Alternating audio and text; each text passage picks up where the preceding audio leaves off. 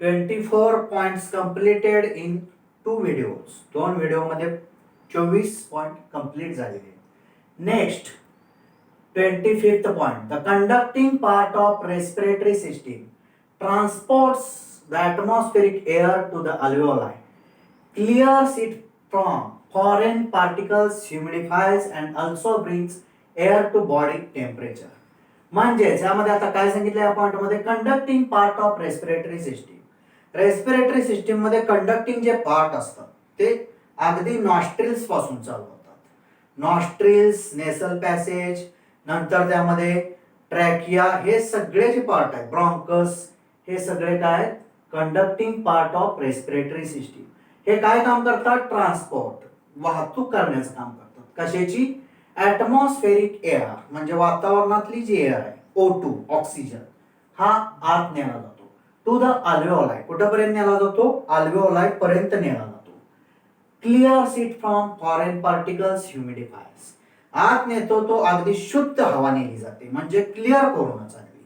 म्हणजेच त्यामध्ये काय नसणार आहे? फॉरेन पार्टिकल्स नसणार, कोणतेही त्यामध्ये उपद्रवी किंवा काय असतील ते डस्ट पार्टिकल्स नसणार आहेत. ह्युमिडिफाईज, कोणत्याही प्रकारचे आर्द्रतेचे घटक नसणार आहेत. Also brings air to body temperature, आणि ती जी एअर नेली जाते ती आणखी कशासाठी वापरली जाते? बॉडी टेम्परेचर साठी सुद्धा वापरली जाते. म्हणजे या पॉइंट मध्ये काय बघितले? Conducting part, which parts from nostrils और एक्सटर्नल नेअर्स टू अगदी अल्व्हेओलाई पर्यंत, हे सगळे काय ट्रान्सपोर्ट करणारे पार्ट आहेत. कशामधले? Respiratory system. हे काय कॅरी करतात? ॲटमॉस्फेरिक एअर मीन्स O2 कुठपर्यंत नेला जातो? अल्व्हेओलाई पर्यंत. Next, alveoli and their ducts forms the respiratory or exchange part, which is site of actual diffusion of O2 and CO2 between blood and atmospheric air. ह्या point मध्ये काय सांगितलेलं आहे? alveoli and their ducts, म्हणजेच ह्या ज्या alveoli दिसतात तर त्याच्यामध्ये जे काय असतात, असं स्ट्रक्चर alveoliचं असतं, आणि त्याच्यामध्येच काय असतात? परत डक्ट्स असतात, किंवा त्याला कॅरी करणारे पण डक्ट्स असतात.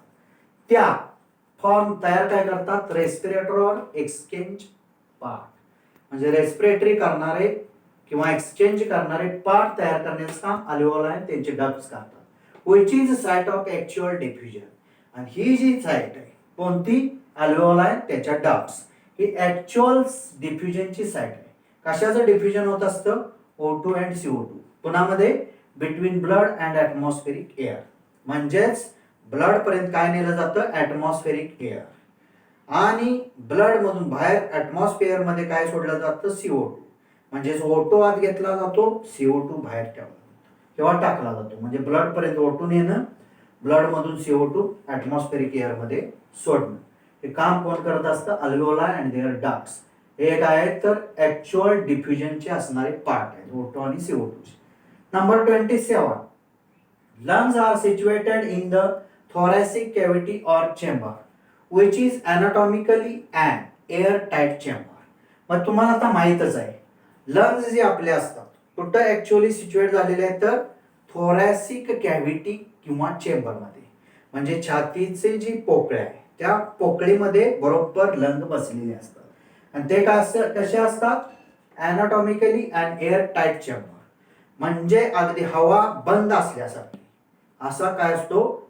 ॲनाटॉमिकली त्यांचा चेंबर तयार झालेला असतो, म्हणजेच एअर टाईट चेंबर असतो. कोणता? थोरॅसिक कॅव्हिटीचा, आणि त्याच्यामध्ये लंग्स सिच्युएट झालेले असतात. नेक्स्ट नंबर 28, थोरॅसिक कॅव्हिटी और चेंबर. मग आता थोरॅसिक कॅव्हिटी किंवा चेंबर आहे, त्यामध्ये जी छातीच्या आतली पोकळी आहे त्यामध्ये ऍक्च्युअली त्याच्या डॉर्सलला काय असतं, व्हेंट्रलला काय असतं, लॅटरलला काय असतं आणि लोअरला काय असतं हे बघायचं. मग डॉर्सली प्रेझेंट पाठीमागची बाजू आपली, इथे काय प्रेझेंट आहे? तर व्हर्टेब्रल कॉलम, पाठीचा काना. Ventrally single bone is present called sternum. Ventral बाजूला एक सिंगल बोन प्रेझेंट असतं कॉल्ड स्टर्नम, त्याला काय म्हणतात? Sternum. Laterally ribs are present, आणि दोन्ही ज्या लॅटरल साइड आहेत इथं काय असतात? तर बरगड्या. आणि लोअर साइड बरोबर खालच्या बाजूला काय असतं? Dome shaped diaphragm. लंगच्याच बरोबर किंवा थोरॅसिक कॅव्हिटीच्या खालच्या बाजूला काय असतो? डोम शेप्ड डायफ्रॅम पडदा असतो. डोम शेप मीन्स घुमटाच्या आकारामध्ये, घुमटाचा जसा आकार असतो तसा शेप, म्हणून याला काय म्हणायचं, डोम शेप काय असतो, डायफ्रॅम. कोणत्या बाजूला, लोअरला. म्हणजेच त्यामध्ये थोरॅसिक कॅव्हिटी ऑर चेंबर, त्यामध्ये डॉर्सलला कॅव्हिटीच्या काय असतं, vertebral column. Ventrally a single bone is present called sternum. Laterally ribs बरगड्या काय असतात, प्रेझेंट. अँड लोअर साइडला काय असतं तर डोम शेप्ड डायफ्रॅम, एक पडदा. Next point number 29. Lungs are anatomically situated in the thorax, जे आता आपण पाहिलेलं आहे. So any change in the volume of thoracic cavity will be reflected in pulmonary or lung cavity. म्हणजेच ऍक्च्युअली जे location असतं लंगचं ते कुठं असतं तर थोरॅक्स मध्ये, छातीमध्ये असतं, छातीच्या पिंजऱ्यामध्ये. So any change in the volume of thoracic cavity, म्हणजेच छातीची जी पोकळ आहे त्याच्यामध्ये जर व्हॉल्यूम मध्ये चेंज झाला तर त्याचा रिफ्लेक्शन कुठं होतो, परिणाम थोडक्यात कुठं होतो, पल्मोनरी ऑर लंग कॅव्हिटी. म्हणजेच थोरॅसिक कॅव्हिटी मध्ये कमी जास्त जे व्हॉल्यूम झाला, बदल झाला, तर तसंच कमी जास्त काय होत असतं, परिणाम कशावर होतो, पल्मोनरी किंवा लंगच्या कॅव्हिटी मधल्या व्हॉल्यूमवर. समजलं? म्हणजेच lungs are anatomically situated in the thorax. So any change in the volume of thoracic cavity will be reflected kuta in pulmonary or lung cavity. Next, number 30. Respiration involves following steps such as. Respiration घडतं म्हणजे direct oxygen घ्यायचा आणि CO2 बाहेर सोडायचा असं नाही, तर त्यामध्ये काय इव्हेंट्स आहेत किंवा त्यामध्ये काय स्टेप्स घडतात, टप्पे किंवा पायऱ्या आहेत. त्यामध्ये first step, atmospheric air is drawn or brought into the lungs and CO2 that is alveolar air is released out from the lungs during breathing or pulmonary ventilation. ज्यावेळी आपलं पल्मोनरी व्हेंटिलेशन चालतं means exchange of gases that is respiration ज्यावेळी चालतं त्या काळात atmospheric air जे आहे, atmospheric air means O2 that is oxygen is drawn or brought into lungs. तो आणला जातो, कुठपर्यंत आणला जातो, लंग्स पर्यंत घेऊन आलेले असतात त्यांचे असणारे रेस्पिरेटरी पार्ट.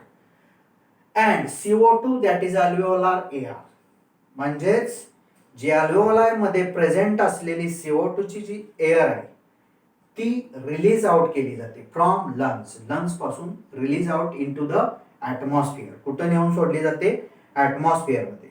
म्हणजेच ॲटमॉस्फिअर मधून काय केलं जातं, ऑक्सिजन आतमध्ये नेला जातो लंग्स पर्यंत. लंग्स मध्ये CO2 जो असतो तो ॲटमॉस्फेरिक एअर मध्ये बाहेर सोडला जातो. कधी हे चालतं, during breathing or pulmonary ventilation. ज्यावेळी ब्रीथिंग एक्सचेंज ऑफ गॅसेस चालतं, O2 intake of O2 thrown out CO2, त्यावेळी हे सगळं चाललेलं असतं, ब्रॉड करणं आणि रिलीज करणं, O2 आत घेणं, CO2 बाहेर सोडणं. Second step, diffusion of gases that is O2 and CO2 across alveolar membrane.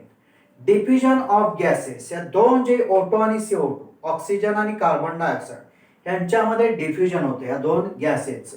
ते कोणाला अक्रॉस करतात, अल्व्हेओलार मेम्ब्रेनला.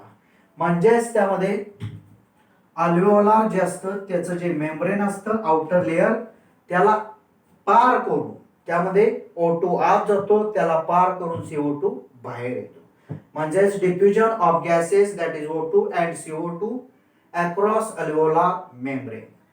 Third, transport of gases that is O2 and CO2 by blood. मग ब्लड मधून हे दोन जे गॅस आहेत त्यांचं ट्रान्सपोर्टेशन चालतं, वाहतूक चालते. ब्लड मध्ये O2 घेतला जातो आणि CO2 ब्लड मधून बाहेर टाकला जातो. म्हणजेच तिसरी स्टेप काय, transport of gases. Which gases, oxygen as well as carbon dioxide. त्यामध्ये बाय ब्लड, कशामार्फत चालतं, ब्लड मार्फत. Next step fourth, diffusion of O2 and CO2 between blood and tissues. Blood आणि टिश्यूज यांच्यामध्ये डिफ्युजन होत असतं O2 आणि CO2 दोघांच्या मध्ये. म्हणजे ब्लड मध्ये आणि टिश्यू मध्ये, ब्लड मधून टिश्यू मध्ये जाणं, टिश्यू मधून ब्लड मध्ये येणं. काय येणं तर O2 आणि CO2 यांचं काय झालेलं असतं डिफ्युजन. ही 4th नंबरची स्टेप आहे. Diffusion of O2 and CO2 between blood and tissues. And last number 5th step, utilization of O2 by cells for catabolic reactions and it results release of CO2. Utilization means वापर. कशाचा वापर केला जातो? O2 चा, ऑक्सिजनचा. कोण करत असतं? Cells. Cells are present in tissue. Tissue मध्ये ज्या सेल्स प्रेझेंट आहेत त्या सेल्स काय वापरतात? O2 oxygen. त्याचा वापर करतात कशासाठी? For catabolic reactions. Catabolic reactions means catabolism is a part of metabolism. Catabolism हा कशाचा पार्ट आहे तर मेटाबॉलिझमचा म्हणजे चयापचयाचा. इन कॅटाबॉलिक रिएक्शन्स काय घडतं यामध्ये? ऑकर्स. त्यामध्ये काय होत असतं तर त्यामध्ये कॉम्प्लेक्स मॉलिक्युल्स ब्रेकडाऊन होतात. ब्रेकडाऊन होऊन तयार काय होतात? सिंपल मॉलिक्युल्स किंवा स्मॉल मॉलिक्युल्स. म्हणजेच breakdown of complex molecules and it converts into small or simple molecules. म्हणजे यामध्ये कॉम्प्लेक्स मॉलिक्यूल जे असतात ते त्याचं कन्व्हर्जन कशात होतं तर ब्रेकडाऊन होऊन सिंपल मॉलिक्युल्स मध्ये. म्हणजेच त्यामध्ये जे लार्ज फूड पार्टिकल्स असतात ते कन्वर्ट स्मॉल फूड पार्टिकल्स मध्ये होतात. म्हणजे हे काय घडतं नक्की? Catabolic reactions and it results release of CO2. आणि हे घडतं त्यावेळी काय घडतं? कॅटाबॉलिक रिएक्शन ज्यावेळी चालते त्यावेळी रिलीज ऑफ CO2. CO2 काय केला जातो? रिलीज केला जातो, सोडला जातो. हे आपण पहिल्या व्हिडिओमध्ये पाहिलेलं आहे. त्याचे रिएक्शन्स आहेत. ATP मॉलिक्युल्स तयार होतात, CO2 रिलीज केला जातो आणि त्यामध्ये H2O सुद्धा म्हणजे H2O release in the form of water vapour. नाकातून आपल्या H2O सुद्धा बाहेर पडतो पण तो दिसत नाही का तर in the form of water vapour म्हणजेच त्याच्या वाफा असतात त्यामुळे दिसत नाही. पण ऍक्च्युअली CO2 बरोबर काय बाहेर पडतं? आणखी H2O सुद्धा बाहेर पडतो. त्याच वेळी तयार काय होतं तर त्यामध्ये 38 ATP मॉलिक्युल्स तयार होतात. म्हणजेच ही टोटल झाली ती काय? Respiratory system of human. बोर्डाला जशी महत्वाची आहे तशीच म्हणजेच HSC बोर्डाला तशीच CBSE बोर्डाला सुद्धा ही महत्वाची असणारी. आणि याच्यावर MCQ अगदी पाहिजे एवढे MCQ तयार होत आहेत. पॉइंट क्लिअर अगदी व्यवस्थित वाचा आणि शांत डोकं ठेवून अगदी त्याचं मनन करा. प्रत्येक पॉइंट सोपा आहे, समजवून जायचं. नाकापासून सुरुवात करायची अगदी अल्व्हेओलाय पर्यंत आणि अल्व्हेओलाय पासून बाहेर पडेपर्यंत. समजलं? धन्यवाद.